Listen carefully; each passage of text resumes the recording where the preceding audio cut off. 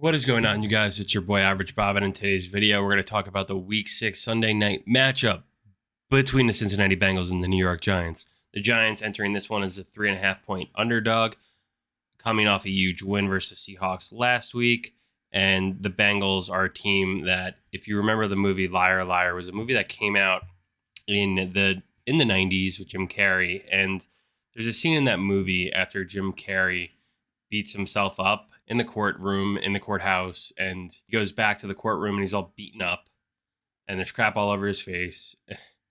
And the judge asks who did this to him. And he goes, "A madman, Your Honor, a pitiful fool at the end of his desperate rope." Well, that's what the Cincinnati Bengals are right now. They are at the end of that rope, currently sitting at 1-4 with their only win being against the Carolina Panthers. This is, again, like I said a couple weeks ago, previewing the Giants-Cowboys game, an absolute must-win for another team that desperately needs one on the road. The Giants, up until this point, especially in primetime game over the last give or take decade at this point, have not been successful in winning games, especially at home in the primetime slot. You have the Bengals coming in here with an absolute must-win game. So let's talk about it. Let's dive into things. So I want to get started just laying the foundation, talking about the Giants last week. Huge victory at the Seahawks, home of the 12th man. I don't know, maybe this is a Giants team that just plays better on the road, historically speaking, throughout Brian Dable's career. Tenure as the coach. Giants won 29-20. Huge victory without Malik Neighbors playing, who's still probably, I don't even know if he'll play this weekend, but let's just talk about last week. Daniel Jones played absolutely flawless. I think it was one of his best games outside of that Vikings playoff game that we've seen him have as a Giant, especially in recent memory. He somehow got his long ball back. He was able to connect on that with Darius Slayton, who had his first really big game in truly a long time. So if the long ball can be back, that'll open up a lot, especially to the little guy, Wan'Dale Robinson, who's, he'll have a billion gazillion catches for like less than 40 yards, but he's able to get the first down after he gets that catch. So, my frustration for a lot of those routes are just that they're not at the sticks or past them. But at this point, I don't really think that it matters because Wan'Dale is so successful at getting those extra yards. Huge win for the Giants on the road. Could have gone another way if Jason Myers actually kicks that field goal. Then you go to overtime and Geno does, just plants his flag of whatever on the Giants and they kick another field goal and win, right? We have a completely different conversation here. Giants would be sitting at 1-4 versus 1-4 Bengals, but we don't. Isaiah Simmons able to jump over in the gap when Dexter Lawrence pulls the guard, block the field goal, take it to the house, game, set, match, put on ice.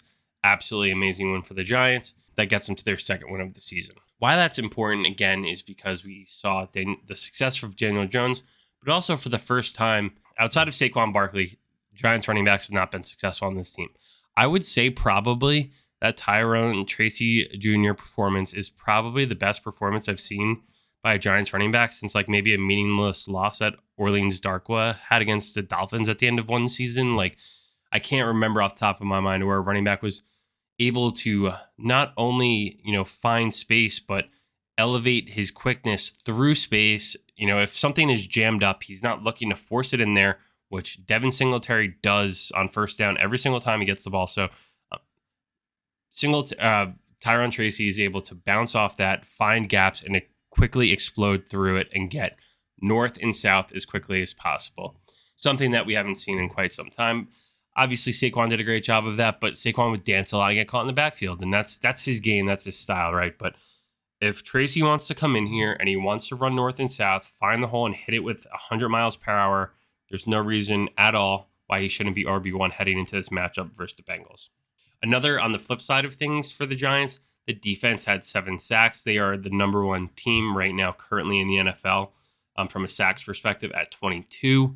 So it's crazy how fast things change, right? When we go from last season with Wink Martindale blitzing, sending the dogs every single play, just trying to make the quarterback get the ball out as quickly as possible, check downs, hitting slants, or just trying to chuck it up on against zero coverage.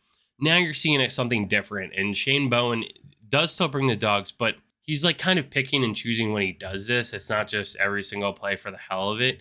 And I think the Giants team has adjusted to this so far. Just looking at the games, obviously the first one, let's go back, the Vikings game. The Vikings are, one of the biggest surprises in football this year. So we got to take that with a grain of salt. Then the Washington game, you lose by giving up a gazillion field goals. You didn't give up a touchdown, so your defense was good enough to make stops. Where I think when we play Washington next time, that'll be a very interesting game because Jaden Daniels is on track for a Offensive Rookie of the Year season, and they're scoring touchdowns against also good teams. Played really good against the Browns. The Browns did nothing the first half of that game. Second half, get another touchdown there. And then the Cowboys also really didn't do much except like a big play here or there that kind of opened up the game. Again, you only gave up 20 points there. You gave up 20 points last week. So this defense really isn't as big as a problem as, it has been years past. There's a cohesiveness, especially in the secondary. Some of these new guys are playing absolutely banana land, really good, specifically Tyler Nubin, Micah McFadden stepping up, Bobby Okereke, Dexter having one of the best games of his career last weekend with 3 sacks, and not even impressive sacks where you're doing crazy spin moves, and like his pass rushing ability is completely different than Burns or Thibodeau from an edge rusher position. He's just literally walking guards back on or centers onto the quarterback's lap and getting a sack, which is always makes me happy to see. So the defense is looking good. Now let's talk about the Bengals coming into this one, as they are 1-4 so far this season. They lost to the Pats in week 1, 16-10. Obviously an upset there for the Pats. Then week 2, you got to go on the road at Kansas City. They lose 26-25. Mahomes makes some magic late there. Week 3, they played same team we played, Washington, and they gave up 38 points to Washington compared to us when we gave up 21 on a gazillion field goals. So they lost 38-33. Their only win so far this season came across against the Carolina Panthers, who were starting Andy Dalton, and still, they gave up 24 points in that game. And then last weekend, they played Baltimore, who is Baltimore is another team that needed to get going, divisional matchup there. So they lost in overtime 41-38. And it looked like they were in a driver's seat for, some points in that game from what I saw on TV and Red Zone and stuff. But so that brings us to, what do the Giants need to do to be successful in this one? Well, again, if you're looking at a quarterback matchup here, Joe Burrow certainly has the edge and the pedigree and the weaponry, right? So the Giants, I think, need to, take a little bit of the same approach that they took versus the Seahawks in neutralizing a really good quarterback that can use his legs against, and he also has weapons in Jamar Chase, T. Higgins. So those are great wide receivers that do have the ability and they command respect downfield. The Giants have also already played some good receivers. They played DK Metcalf last week.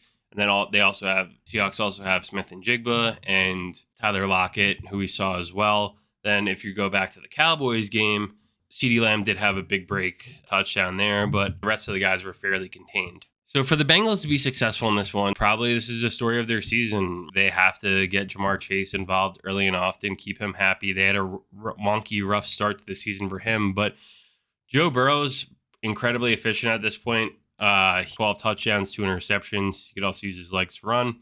So I would like to see the Giants defense take a similar approach to what they did last week and so far this season in making them successful to, one, get to the quarterback, cause disruption, force them into making some mistakes. And I don't think the Bengals have the best rushing game right now. Just looking at, I believe Chase Brown is their lead rusher with 230 yards and 2 touchdowns. Very similar in line with Devin Singletary, who has 221 and 2 touchdowns, who is our leading rusher. But yeah, Devin Singletary was doubtful last week. I'm not sure if he'll make a comeback this week, but I think at this point in time, just because you paid someone, I don't think that they should be playing, especially if they're not really helping the team. And I think the biggest negative for someone like Devin Singletary and Eric Gray is just their history with fumbles.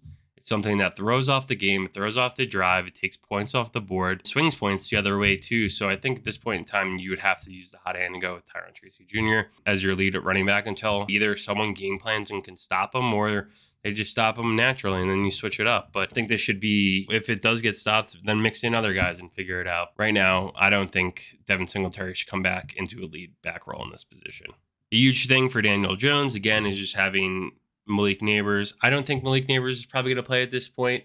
Thursday hasn't practiced yet. He would have to have the concussion protocol is a little bit, there's a lot of process to follow there because obviously the NFL is and has a main focus on trying to prevent brain injuries. So I don't think they'll rush him back if they don't have to. But I would obviously love to see him play as he does change the dynamic of the offense. But maybe after seeing him not play versus, let me just be clear.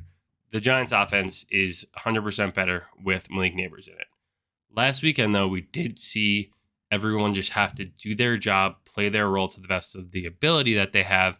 And everyone made each other better. It wasn't like we had to force reverses to Neighbors and have him die by 1,000 paper cuts and an eventual concussion where he knocks himself out, right? That wasn't the case last weekend with anyone. It was just, we're going to call the play call. If Slayton has one-on-one coverage and he's running a deep post to the corner pylon from the right side of the field, throw it out there and let him run underneath it. It's time. So will the Giants moving into this matchup on Sunday night be able to have a sort of team balanced approach where stuff can fire on all cylinders and they execute the play as it's called? Or is this going to be one where, superstars just take over and do what they do, like Jamar Chase, T. Higgins, Joe Burrow? But again, what I said earlier on in this video, an absolute must-win game for the Bengals. If the Bengals lose this week and they fall to 1-5, I mean, their season, they are fighting an absolute uphill battle at this point. And this is a team that I personally bet on Joe Burrow to win MVP. I bet on them to win their division. So I thought this team was going to be good. And I'm sure there were a lot of other people that did too. And I personally love Joe Burrow. He's probably one of my favorite quarterbacks that I've watched over the last few years. So I was hoping I'd be able to go to this one and see it in person, but I don't think that's going to happen at this point. So another great spot as always, sitting on the couch. So maybe I'll be able to do a live, show or live stream with all you guys if you're watching. Anyway, already I have locked in the Giants plus 3.5 and money line. I think this is finally an opportunity that they could play well at home, that they could get a win against a team that is desperate. I don't know. This is going to be an absolute slobber knocker matchup. And also kind of crazy. This is one that could have been flexed. But here's the point. And here's the point of what I've seen watching the Mets this year. It doesn't take long for things to turn around and shift. It does come down to the people on that team willing to buy in to the coaching staff, to the decision-making process, and executing whatever it is in front of them, no matter who is there. So with that being said, let's go Mets, let's go Giants, and hopefully let's get a win on Sunday. Screw it, we have nothing to lose, but also the Bengals don't either.